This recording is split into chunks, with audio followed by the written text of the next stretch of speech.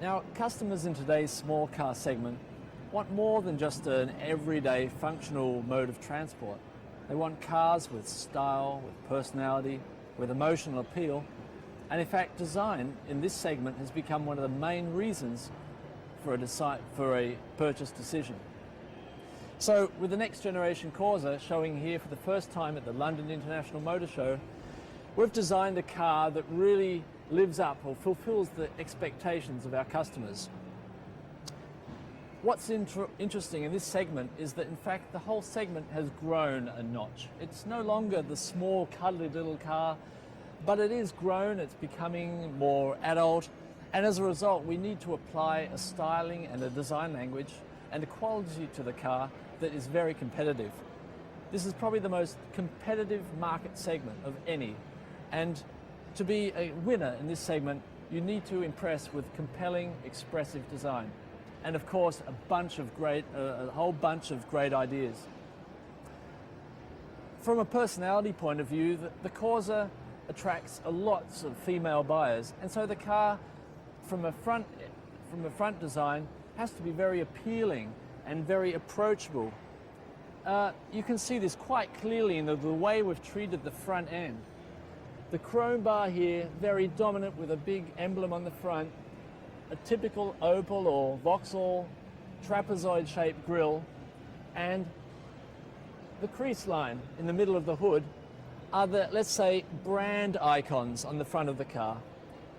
However, the headlamps are treated in a new way that is unique to Corsa. You can see here it's a nice soft shape flowing around the contours and is actually embedded in the body of the hood area to make it look very friendly and to play up this whole idea of bright eyes. Obviously the features on the front end have been upscaled somewhat in order to reduce the mass caused by a requirement called pedestrian protection.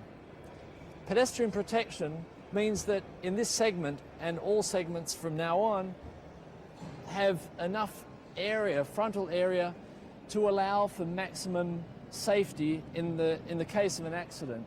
What that means is that the hood area has been raised by some 40 millimeters. Overall, because we also have larger engines in the car, the front has also grown in length.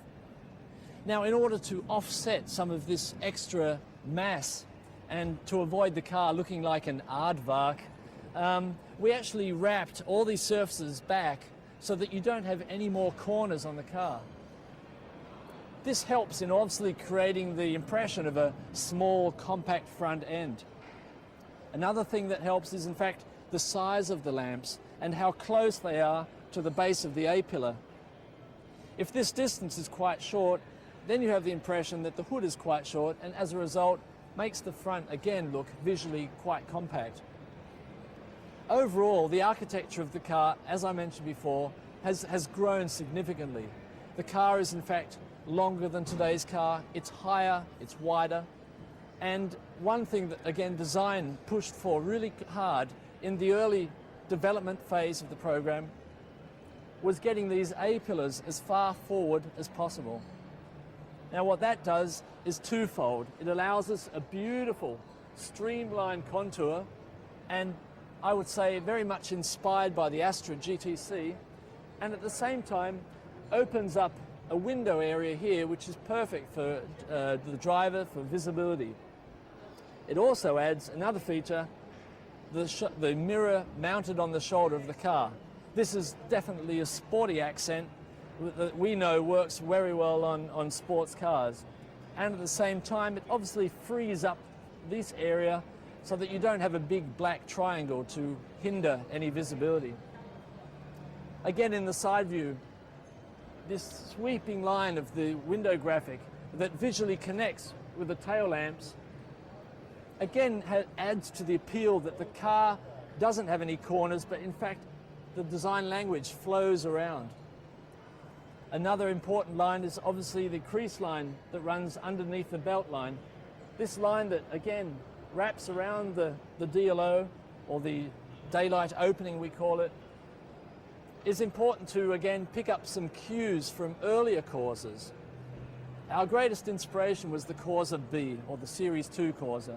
We learned a lot from that car. It was very successful at its time, and we really hope to live up to the expectations of that vehicle. These feature lines, such as the one that runs around the DLO, this one here that actually drops down to visually reduce the height of the car. You can see here quite nicely in the light how breaking the light on a corner like this, or on an accent line like this, actually helps to tighten up the whole side view of the car. And this is underlined or underscored by the fact that we have these quite muscular rear flanks. And ending at the back of the muscle is a tail lamp mounted in the shoulder to, again, really to exaggerate the fact that we have quite a car with a lot of presence in the rear view as well.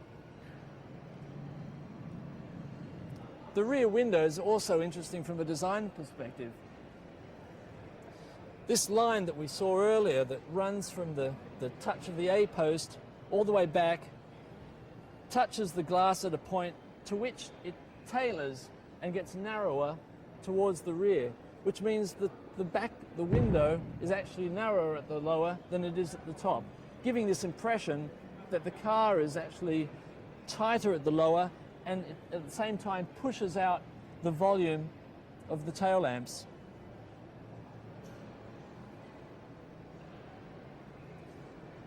Interesting enough, design is more than just a few nice lines, nice shapes and contours. Design is also about practicality and versatility.